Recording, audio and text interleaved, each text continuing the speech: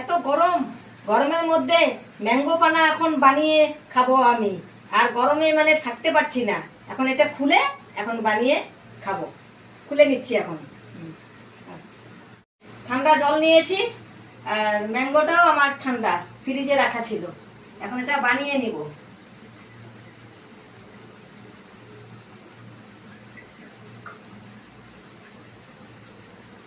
ওহ, কি দারুণ! এখন এখানে চিনি দিব,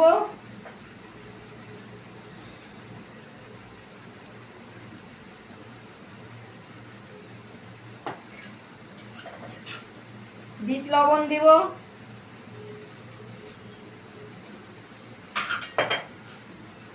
লেবু রস দিব।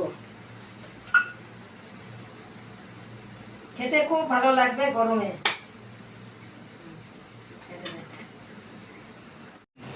এখন নাড়িয়ে নিচ্ছি, নিয়ে তারপরে এখন খাবো।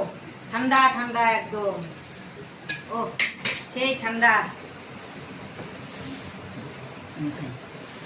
এখন খাই গাইস, যা গরম পড়েছে না।